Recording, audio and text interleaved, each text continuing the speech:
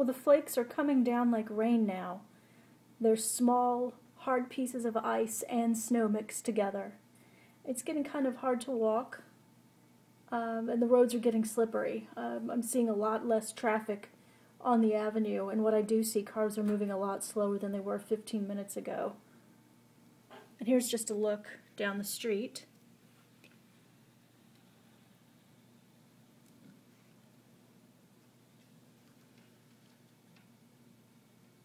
Very gray, very cold.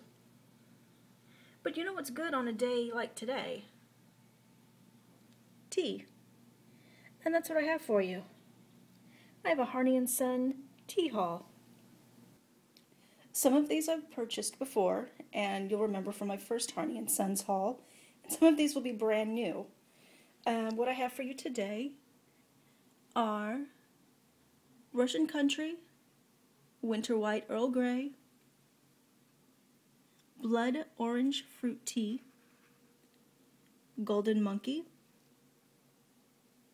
French Super Blue Lavender,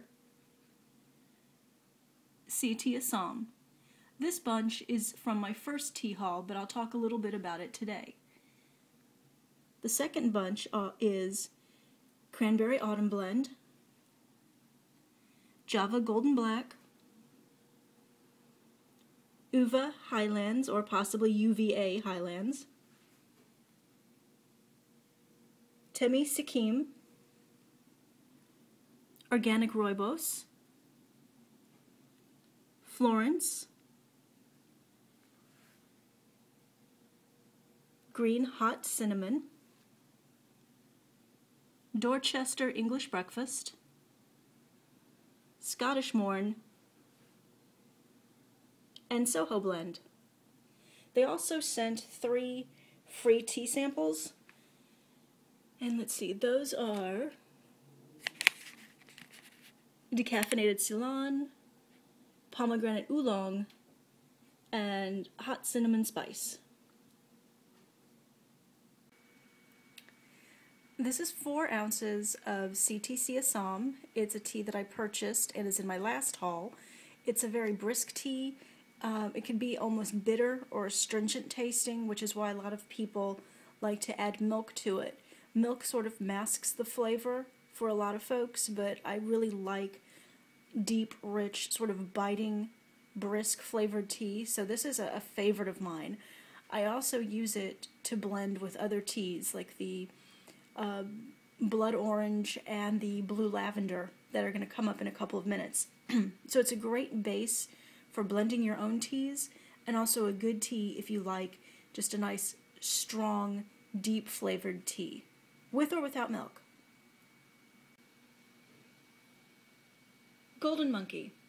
The Harney & Sons website describes this tea as having apricot and semi-sweet chocolate flavors. Now honestly, I don't get either of those flavors when I brew a cup. If anything, I would say this is a little bit earthy and slightly sweet, but I wouldn't necessarily call the flavors apricot. This is, however, one of my favorite teas of theirs. I've been buying it in sample packs only because, for some reason, this tea is ridiculously expensive. The sample pack, which is this size, is only $2. But 3 ounces of the tea is $22, and if I was interested in purchasing a pound, it's $96. So for now, I'm going to stick to the Golden Monkey sample packs and enjoy a really expensive tea for only $2. Winter White Earl Grey. It's a different type of Earl Grey that most people are used to. It's a blend of white tea instead of a black tea, and it has a nice lemony scent. It doesn't take well to milk, and when it's brewed, it looks like a green tea. It's sort of a dark green-brown.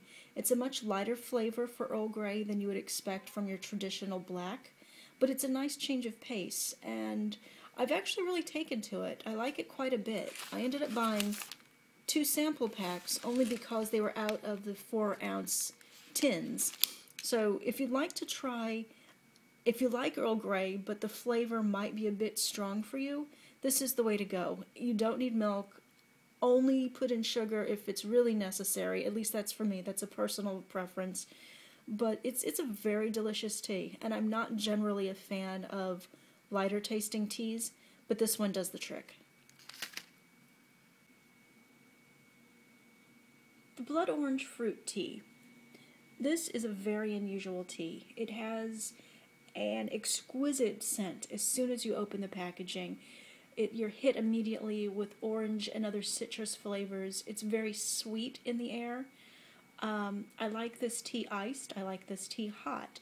I use this to blend my own tea variety with the CTC Assam, and it takes to blending very well.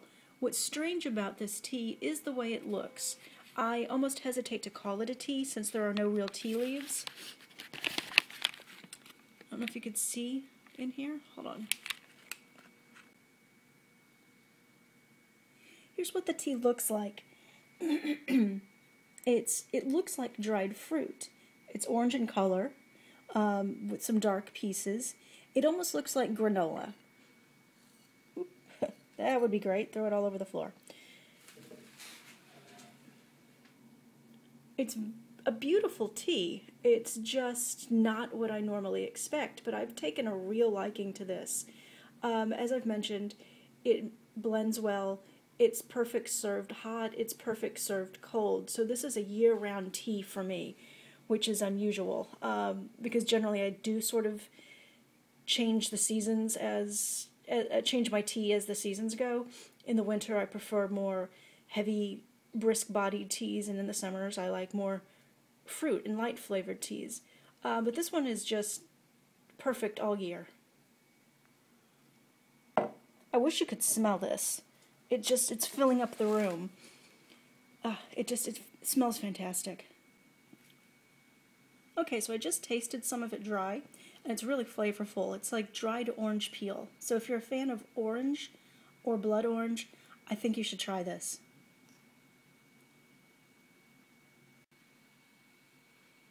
French Super Blue Lavender. This is an intensely scented and flavored tea. Lavender is what you taste and smell throughout. There are no other flavors in this herbal tea. If you like lavender, this is the perfect tea for you, but be warned, it is strong. I think this tea is absolutely amazing. It's a very different taste from anything I've ever had. I again mix this, on occasion, I drink this tea straight, but then I also mix it with the CTC Assam. The CTC Assam, when mixed with the blue lavender, cuts the lavender flavor and scent. It pushes it more to the background, but I like the lavender in the forefront, and so I don't mix it very often. It's a beautiful tea. I don't know if you can see, but the leaves have this lovely blue hue. Let's see if I can get... I don't know if it's coming through, but it's absolutely beautiful. It's very unusual. Nice blue leaves mixed in with some of the grayer tea. Let's see, does it work this way? Will that help? No, that doesn't help. There, a little bit better lighting. But the tea is blue and silver, and it has a lovely aroma. If you're into adventurous tea tasting, go for French Super Lavender. And also the blue lavender tea, when it's brewed, it's blue. So it's just unusual all the way around.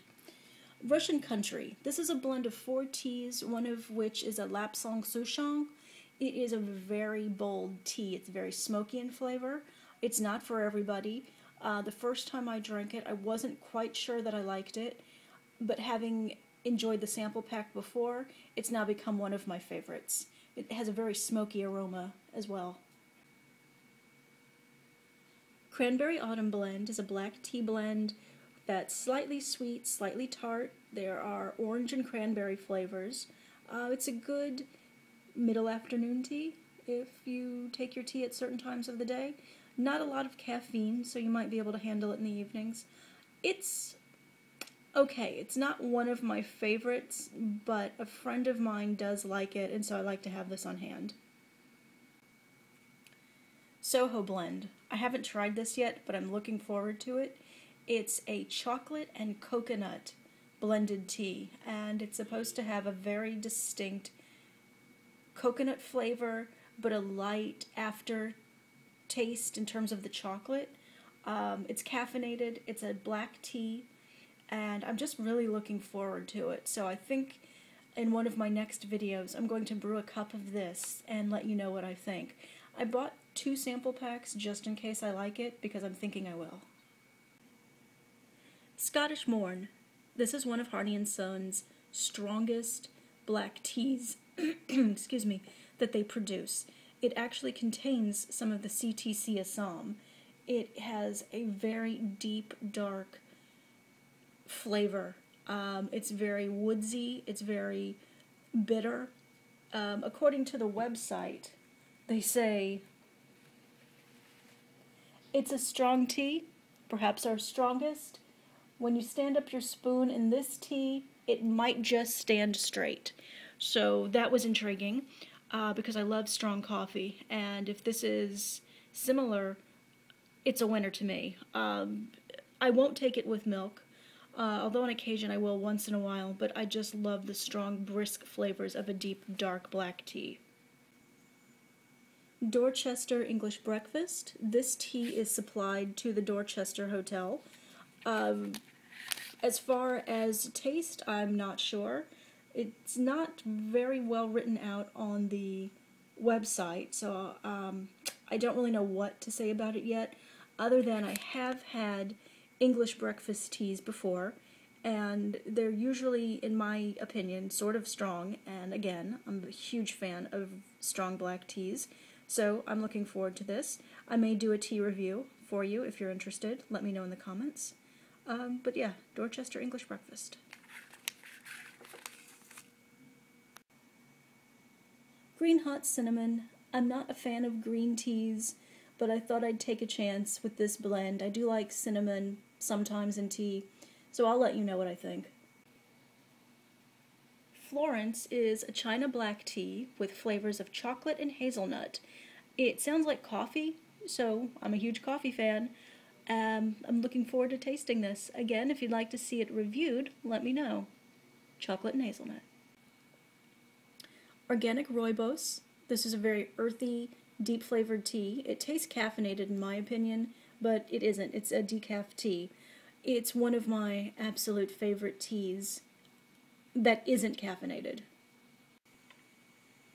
Another black tea, the Temi Sikkim, is a woodsy flavored tea. It's very brisk and again goes well with milk.